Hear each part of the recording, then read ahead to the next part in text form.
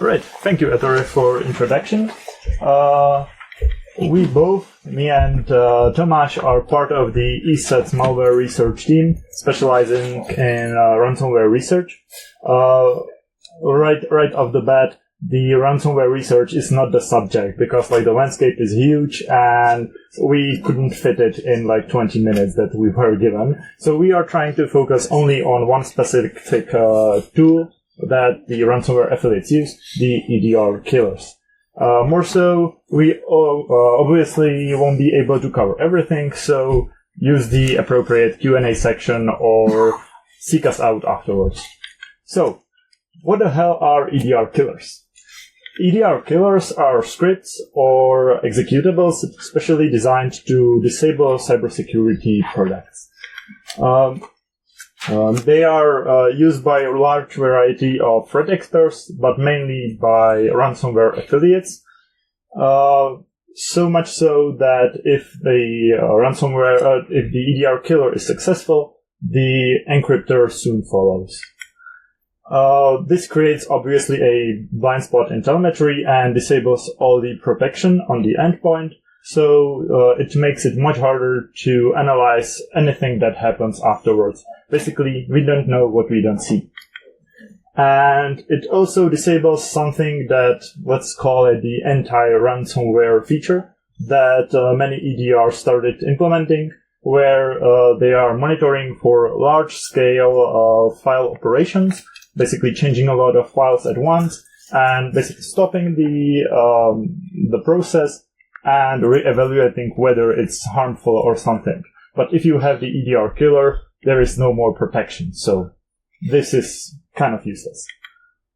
First of all, there are many types of EDR killers. I'll try to be really brief, but if you really want, we recently published a blog post discussing these subjects. So, first type of EDR killer that we are going to talk about is the script-based. This is your ordinary scripts for administration purposes on the system.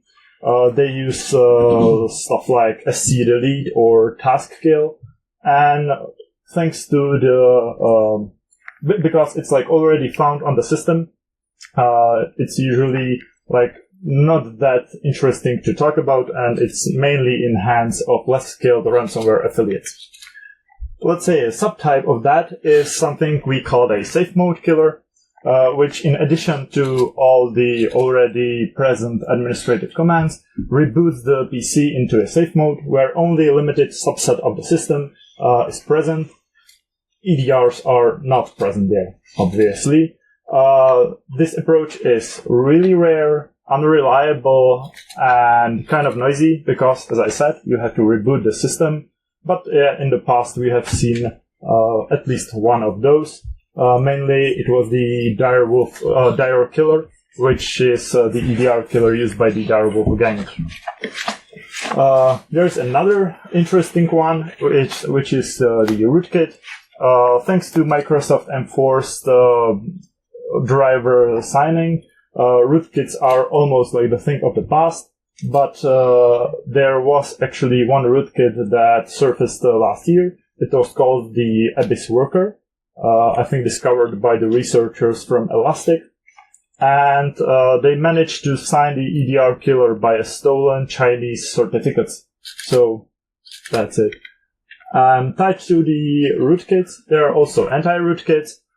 These used to be kind of security-ish programs that were used to defend against the rootkits.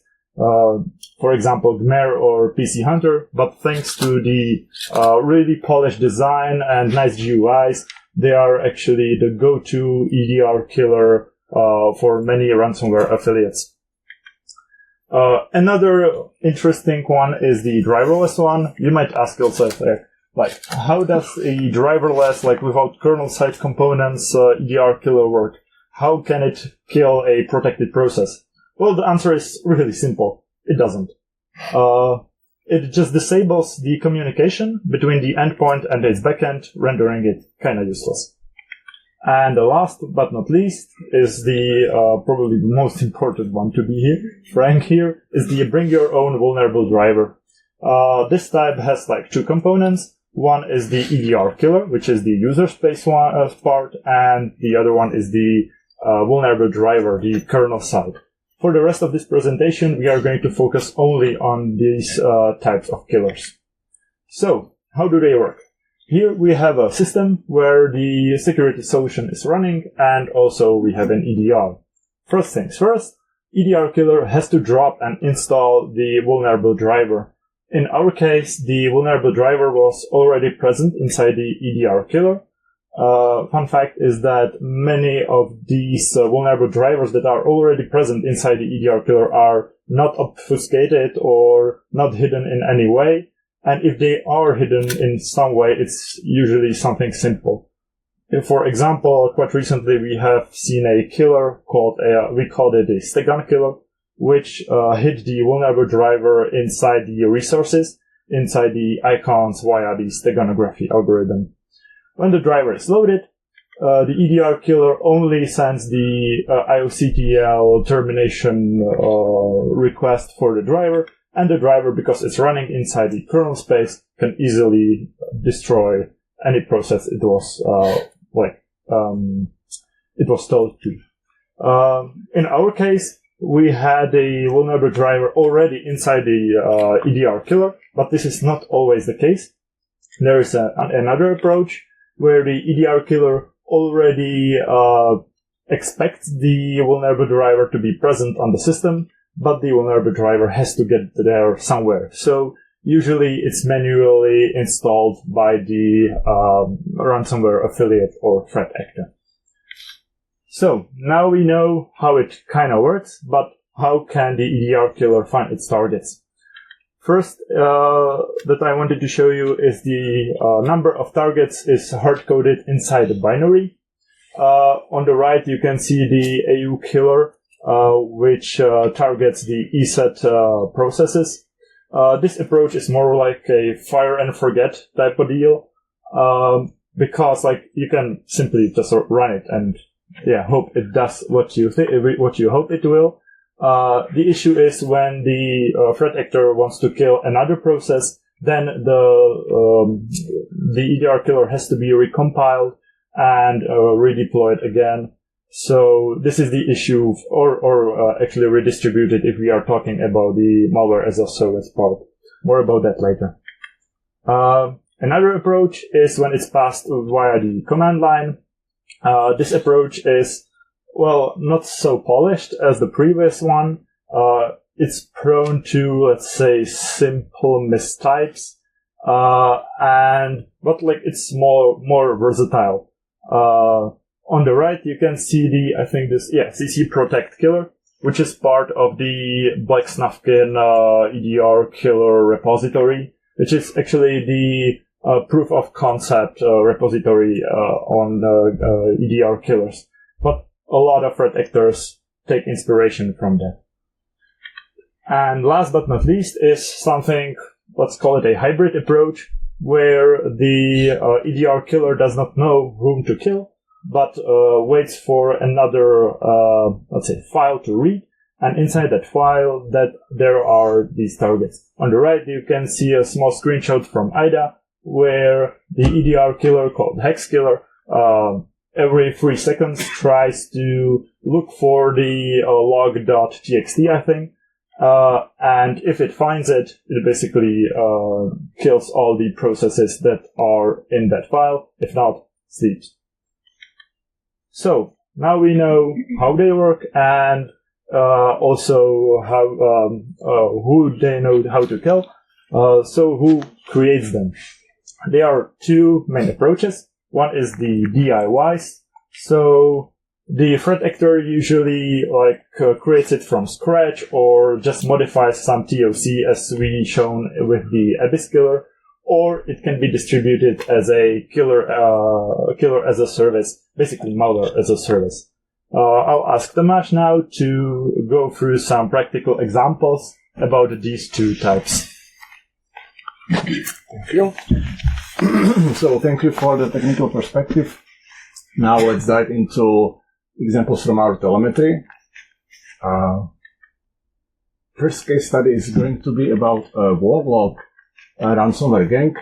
We analyzed an intrusion where this gang deployed 17 different executables with 6 different vulnerable drivers into folder called ESET. We observed that some of those executables were actually compiled 1 hour before the deployment of those executables. We already know, based on attack timeline, that the attacker was already in the network, so they compiled the samples on the fly as they were exploring victim's environment. This is a print screen from the directory. The only thing you should take from this is that it looks like a complete mess. So now let's zoom on those newly fresh compiled samples. Here what you can see is a PDB that was extracted from those executables. The PDB tells you the path that was used during compilation, so it can tell us something about attacker's environment. Here we can see, for example, that all samples come from one project called new_tool. And based on the executable names, we can see that they are using multiple vulnerable drivers because those are the names of the drivers. So what's going on? Why there is one code exploiting different vulnerable drivers? So how this bring your own vulnerable device exploitation usually works is that those exploits are pretty simple. The driver itself contains a simple function that just allows termination of the processes. So the only thing you have to do is call that function from user space using a device IO interface and submit appropriate arguments. In this case, it's usually a process ID. That means that basically a lot of the functionality of killer can be moved into some template and reused for multiple drivers. So only thing you need to change for a different driver, you need to change the driver service name that you can see here, and then you need to adjust this number, which is identifies the function of the driver, and then maybe twist bit arguments for that function, and you are good to go. Already mentioned example on GitHub, Black Napkin Bill VD shows this approach. So this is what we saw in those samples, and those were the commonalities. Now let's look what was different in those samples. We can see that attacker is trying to modify some print messages in pretty random way. Also, what was different is there were minor code modifications. Like in this particular case, you can see that there is no handling of closed service handle going wrong. Whereas in this sample, there is a slight modification where the redactor prints some message and tries to handle the error. What this tells us is that the attacker is modifying the samples ad hoc. What we think that attacker might be trying to do is to do enough modifications so the samples are not triggered by maybe static rules, and then it tries to run them in the victim's environment. Which is something that we would call a more naive approach. Now let's have a look on the other side of the spectrum. We will have a look at something that we internally call card space killer. Card space killer is a more sophisticated EDR killer that performs EDR disabling in 2 steps. It first unhooks the monitoring callbacks of security solutions, and then uses a custom rootkit to terminate processes. So we already can see that the approach is a bit more sophisticated. Besides that, there are typical anti-reversing protections that are trying to thwart the analysis, like there is some API hashing. The samples uses basically access to physical memory by mapping the whole physical memory into vector, and other more advanced techniques. When we look into the telemetry, we can see the samples always come packed with Wake script. Wake script is a commercial packer as a service that is offered on dark web. This packer was before seen with many other malware strains. Basically, it's a payloader that allows the payload to load straight into the memory and never touches the disk. If you want to know more details, there is a public technical analysis of the vague script chain that ends with carspace killer provided by Cisco Talos with screenshots from assembly and everything. So it's nice, thorough reverse engineering analysis. So the carspace killer, the most recent version, uses two drivers. What is interesting here that they just don't simply exploit terminate process, but they use driver that allows them to have arbitrary read and write kernel primitive to first blind the security solutions, and later in the second stage they deploy their custom component that contains the termination function that is then used to also terminate the processes. From our telemetry we can say that for this killer we also observed another previous version where attacker used another driver. What is interesting that there's also this arbitrary read and write primitive to basically copy this functionality. So now why we think that the driver, that the killer works and is provided as a service. First argument would be that the EDR killer itself checks for embedded, for the victim's locals, and it stops execution if some of those locals are detected.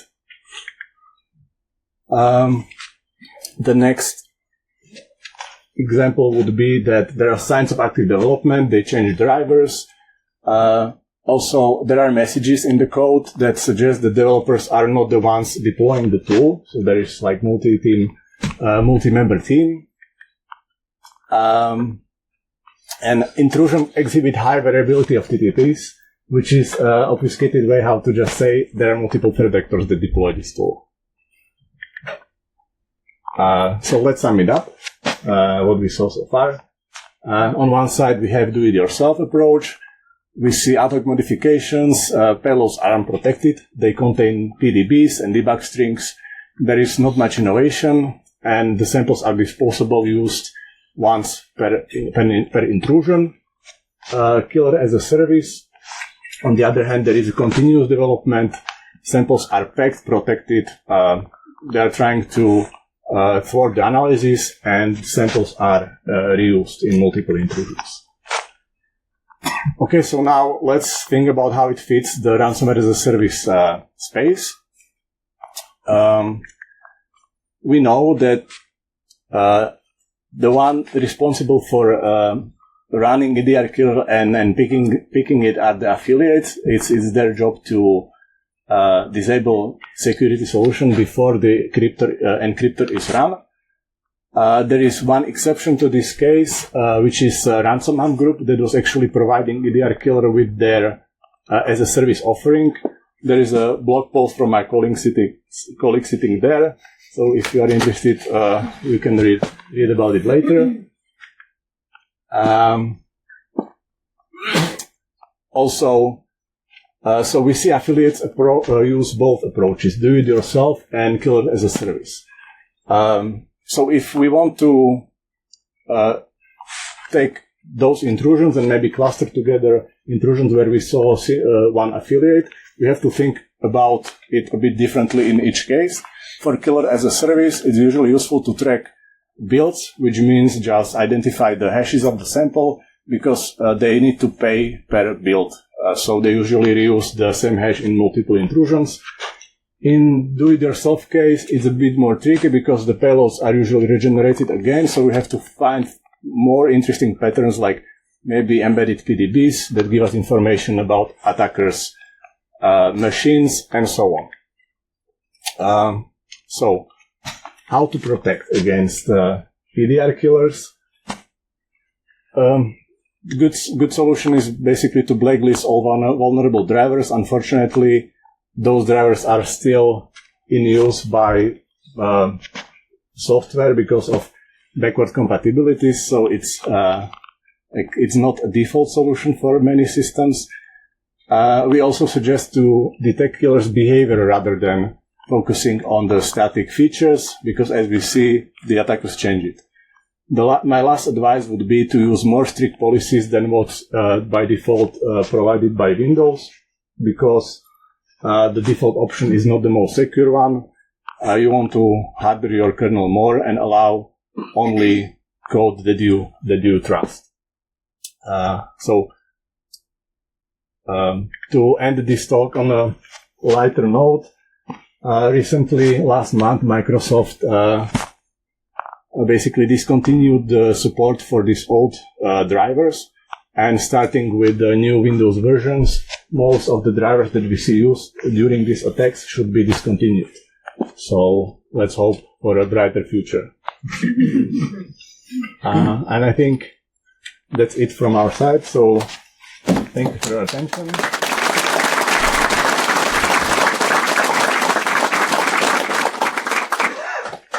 Any questions? Yeah, I have a question. You mentioned a couple slides back, you mentioned of one approach, this one, of one approach of detecting killers' behavior. What is like the patterns? Yeah, so as Radek described, the killers perform different actions. Like for example, they can drop these vulnerable drivers. Those drivers can be dropped in with location. Like usually they are dropped in locations like C program data. It's usually not where these drivers are by default installed. So it's something that you should monitor for. Or you can write some behavioral detections. Well, then, for example, communication with vulnerable drivers. So we have to have a selected subset, and then you can maybe monitor IOCTLs if that's what your solution allows you to do. Creation of those services.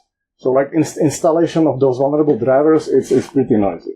But on the other hand, you have to basically always update the set of vulnerable drivers that you monitor, or either go for more heuristic rules and then triage them. Okay. I have another question. You compared the DIY solutions with Killer as a Service. Mm-hmm. Which one of those solutions is more effective, in your opinion? I would say this left one is pretty stupid, but that's just my personal opinion. I don't like it. I mean, it really depends on the system, what you have, what you are running. Sometimes if you don't have any behavioral protection, then of course DUI is going to maybe work because it can bypass the static rules and it's good enough. But usually this is of course more sophisticated, so I would assume that that is also better in most of the cases. But this is good enough. That's the message of the presentation. I have a question. You mentioned monitoring the EDR killer behavior. How do you monitor it? Can you use actually EDR to do that? And if yes, what are the main patterns that decides whether EDR kills first the killer or the killer? Okay, yeah. So what you can do is to monitor. Well, you need to monitor to the point where you get killed. So you see what's happening on the system before you get killed. And before you get killed, you have this create of the services, the driver is dropped. So there are actions that you can detect. The moment this IOCTL is called, you are dead. After that, so you are not running on the machine and there is no way how you can protect. What you can actually do in that scenario, and what usually these EDR solutions and ADs do is,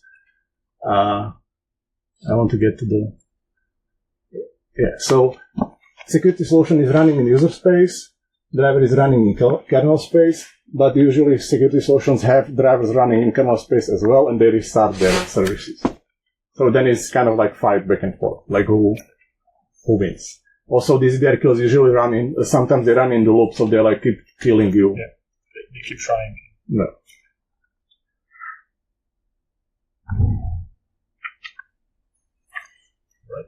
More questions?